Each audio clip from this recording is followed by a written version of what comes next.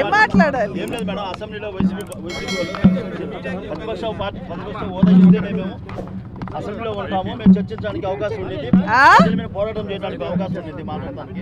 ఏంటి ఒక్క నిమిషం ఎవరో ఒకరు మాట్లాడండి. ప్రతిపక్ష హోదా ఇస్తేనే మేము అసెంబ్లీలో ఉంటాం, ప్రజల సమస్యలు వినిపిస్తాం. ప్రతిపక్ష హోదా రావడానికి నిబంధనలు ఉన్నాయి. ఆ నిబంధనలకు అనుగుణంగానే ప్రతిపక్ష హోదా ఇవ్వాలా లేదా అనేది స్పీకర్ గారు నిర్ణయించేటువంటి అంశం. వారికి ఏదైతే పర్సంటేజ్ ఉండాలో, ఇన్ని సీట్లు ఉండాలి అనేటువంటి నిబంధన ఏదైతే ఉందో అన్ని సీట్లు లేవు కనుక ప్రతిపక్ష హోదా అనేది ఇవ్వడం అనేది కష్టం అనేది అందరికీ తెలుసు.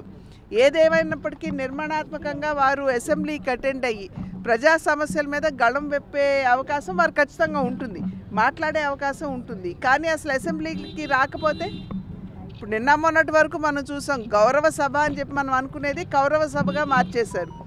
అంతకుముందు అధికారంలో ఉన్నప్పుడు ఎవరైనా గళం విప్పాలి అని చెప్పి లేచి నిలబడితే వెంటనే మైకులు కట్ చేయడం, బూతులు తిట్టడం, ఈ రకంగా ఎవరిని కూడా మాట్లాడనివ్వలేదు.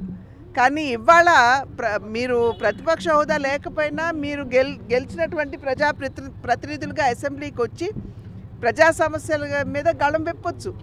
కానీ ఇవాళ ప్రజలు ఏదైతే విశ్వాసంతో వారికి ఓట్లు వేశారో ఇవాళ ఆ ఓట్లని అపహాస్యం చేశారని చెప్పి గమనించాలి. ఇప్పుడు ఏపీలో వైసీపీ పార్టీ ఒకటే ఉంది, కానీ వైసీపీకి ఇవ్వాలని చెప్పి మీ బీజేపీ నేత సుబ్రహ్మణ్య స్వామి కూడా చెప్పున్నారు మేడం. సుబ్రహ్మణ్య స్వామి గారిని అడగండి.